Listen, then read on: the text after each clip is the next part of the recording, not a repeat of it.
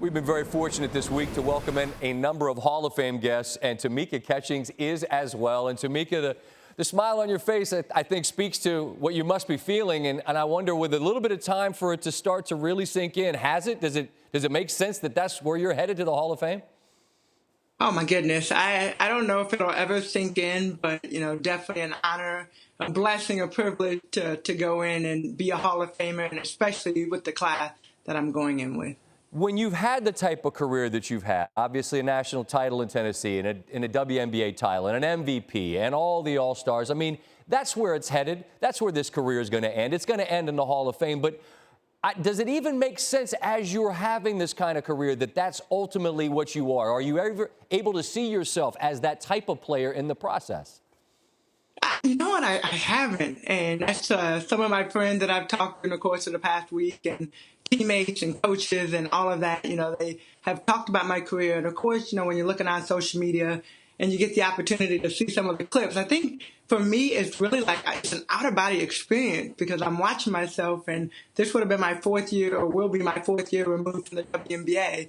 And so, like, looking at the clips, thinking about the process, thinking about the championship and the gold medals, and all the things that the players that I played with, the coaches that I played underneath. I mean, like, literally, I look in the mirror and I'm watching this, and I'm just like, gosh, like, that's me right there. That's really cool.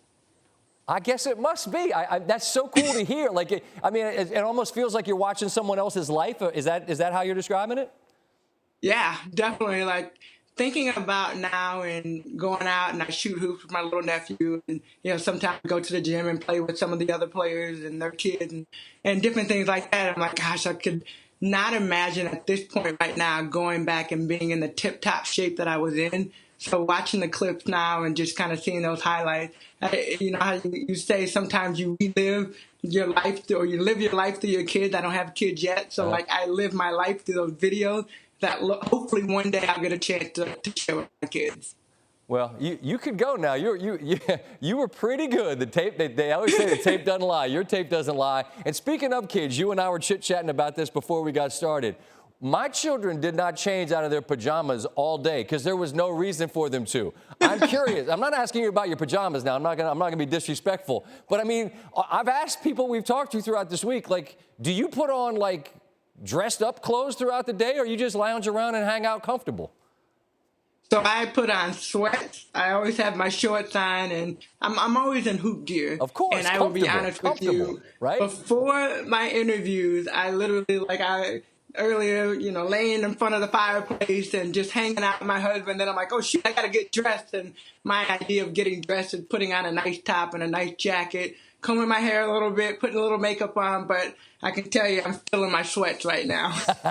Good. Be comfortable. You look like a Hall of Famer to me. And we talked about this fun thing, and thank you for giving us something to watch, this horse competition that we'll be watching Sunday on ESPN at 7. How do you even prepare for that when, it's not like you're playing an opponent. So, like, what's the mindset when you're trying to figure out what you're trying to put in the bag for a competition like this?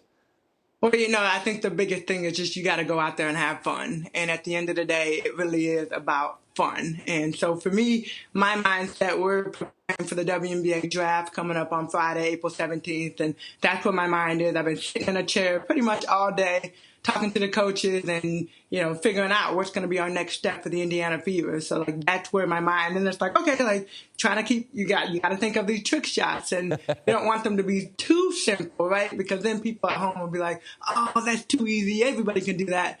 You got to kind of come up with some, pull something out of the bag of tricks. Understood. And we also understand that you have other obligations that you have to be paying attention to, and you got this Hall of Fame going on in your mind, so there's a lot to deal with. But I'm just grateful we have something to watch on Sunday, and I'm grateful for a little bit of time, and I congratulate you on a career that was never going to end anywhere other than with that remarkable class in the Hall of Fame. Tamika, thanks for being with us, and all the best to you, okay? Thank you, Scott. Thanks for having me. Thanks for watching ESPN on YouTube. For more sports highlights and analysis, be sure to download the ESPN app. And for live streaming sports and premium content, subscribe to ESPN+.